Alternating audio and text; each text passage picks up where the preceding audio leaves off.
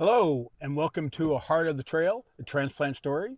I'm Roger Anderson, the transplantee, and I'm here at Matson Park in Grants Pass. I just pulled in, haven't even gotten out of the Jeep yet. And yeah, I'm back with my Jeep. So I just wanted to welcome you. And today I thought I took a little drive and found a park here that I can't remember if I've ever been to before. If it was 30 years ago. And I don't even think it was a park at that time. It was just a bend in the river here. Uh, Matson Park in Grants Pass, Oregon, right along the beautiful scenic Rogue River. So here we go. I'll give you a quick little shot. Um, I'm on this little bit. It's a bend in the river. So if you'll look behind me back here, here comes the Rogue, and it just comes around really nice, gentle. It's got a beautiful bank here, and it comes and wraps all around about 270 degrees, I would say, corner, and then just heads off down. And it's just a beautiful spot. Right back up over here, we got a couple of houses back here, and there's actually a road over there. But this is a beautiful area, beautiful park. And I drive past it all the time up there on the road. And I decided I wanted to find this spot. Now that I'm out here, I think my in-laws, when my wife and I were up visiting one time before we moved up here, brought us out here for a picnic on a Sabbath afternoon, and I just needed to find it again. So this was my adventure for today, and thought I'd take the opportunity to just give you a couple of different stories. Wanted to let you know that it's before a transplant. You think about post-transplant. They encourage you to do that. At least my team did. Think positive. Have that positive attitude going into it. Going into a heart transplant, having a positive attitude means you're going to do a lot better and coming out of it. Well, I had some dreams. My wife and I, we did not have a Jeep at the time. All we had was our truck, 2012 Dodge Ram. And one of the things that we talked about that we wanted to get again was another Jeep. We had them when we were first married, and had a couple more a little later on, some Jeepsters. But we wanted to get another Jeep. And, well, of course, I've got the Rubicon back here, and it is actually a Call of Duty Black Ops Edition Jeep Wrangler. So it's a Rubicon with all the blackout stuff. It's got the black rims, and it had some black gas cap, and it had some other things, and then it had a white sticker on it. Well, when we got it, the sticker was gone, but we really love it. Of course, buying a used vehicle, we've already put over 50,000 miles on it since we've had it, and some of that is back and forth to the hospital, and a bunch of it is out exploring, just finding a road and where it goes. That was one of our big dreams, and now I've done a few things to it. I have put a small lift on it. I'll walk over here and let you see a little bit. I better close the door. So I put a lift kit on it. I put the running boards on there. In the back, I put a bumper and just little stuff. But pretty soon here, we're going to have to do a lot more because it's getting some miles on it. With the lift kit, I want to be able to do 35-inch tires. So that's one of the dreams that we had, and we're in that dream and making it happen. One of my other dreams was starting a YouTube channel, kind of letting people know about my story, what God has done for me, and what the prayers, what the encouragement of other people have meant in my walk, in me traveling my trail. It's just something I probably will speak a lot of, is the encouragement. It's what it means to me, what it has meant to my wife. Still to this day, it's just amazes us when we get to talk to people and they find out about it, and they're just in awe that I can do the things that I can do. Yesterday, played 3 games of softball, 2 in the morning, 1 at night. Um, get to do that a couple times a week, get to play some softball. Taking a little break from pickleball right now, just because I'm playing so much softball and trying to get this started. So I haven't been doing that, but it's just dreams. I got to talk to a heart transplant patient not too long ago, and was talking to them, and they were talking about their dreams. Was him and his wife wanting to be able to just take off and do a trip around the world. They hadn't planned yet exactly what that looked like. They were talking about possibly there's a cruise that they could take that actually like 9 months long, goes all over the world. They were talking about that. They were talking about flying to Europe, and they were talking, but I noticed some hesitancy. And I asked them, I said, well, what's keeping you from doing it? Just why aren't you doing it?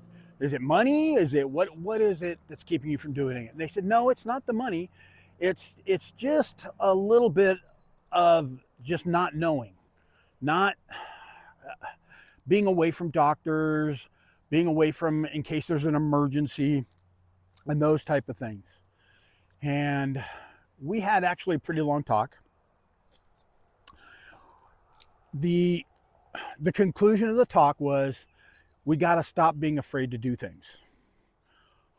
You know, unfortunately, we just heard about a gentleman coming home from work yesterday, fell asleep, and was in an accident and was killed.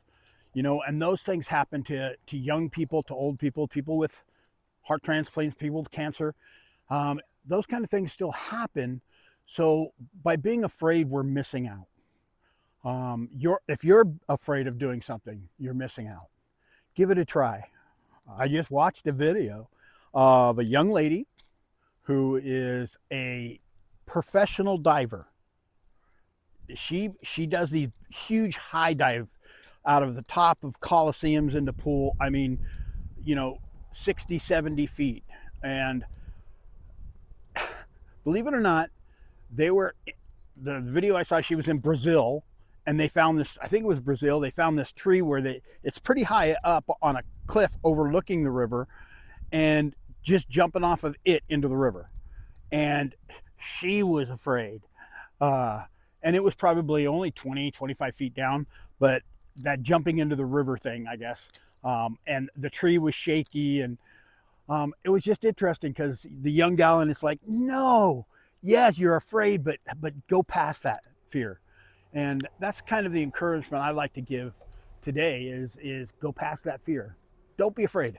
One of the interesting things about a heart transplant, with all the medications, and I'll probably get into this on video, is we like to joke that they give you a heart and take it back one piece at a time, because there are so many heart biopsies. And there can be complications from the heart biopsies and some of the different things. Talking to one of the other transplant patients, where you're both getting ready to go in for our heart biopsies. And he mentioned that, how anxious he gets every time. And I'd asked him, well, how many have you had at this point? You've probably had quite a few. And he said, yeah, he's probably had 20 of them at this point, heart biopsies. But still, every time. And I said, has anything ever bad happened? And he goes, no, but I hear the stories. And so he stops. He gets so nervous and so worried, he almost makes himself sick. And we talked, and I said, hey, when you're coming for these heart biopsies are done down in Palo Alto at the VA hospital down there. I said, when you're down here, what do you do? And he says, well, we come down, we stay in the lodge, and just do the biopsies. And I said, are you planning anything fun when you're down here? Are you exploring? Are you going up to San Francisco and seeing the Golden Gate Bridge? You're going up seeing Fisherman's Wharf. Are you taking the time to do anything fun in the middle of it. And he said, no, we don't do any of that. He says, I'm so afraid, so scared that it's something I don't do. Well, I told him, I said, do me a favor, next time you come down for your biopsy, he had already had his,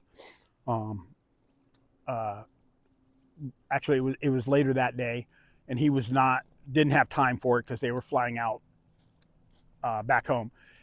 And I said, next time you come for yours, I want you to plan.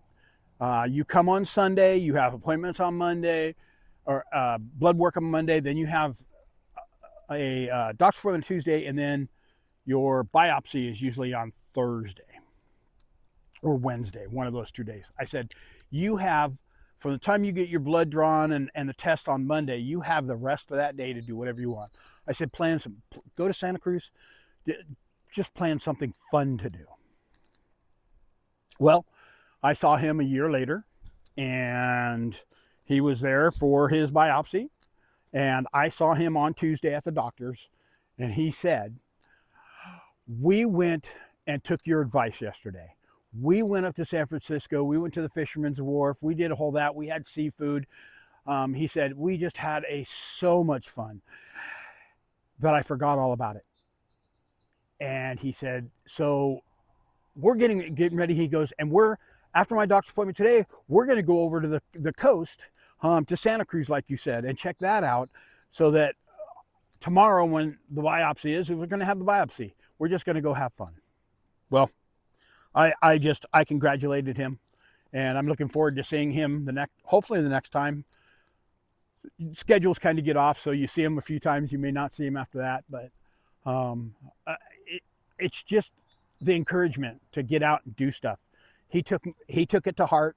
I took it to heart because I had somebody give me those exact same encouragement. So I'm going to go ahead and end this video. I want to thank you, and I want to end it by saying, what adventure is your heart telling you need to do? It's important. Get out and do it. God bless, and I'll see you next time. Please like, follow, and share. Thank you.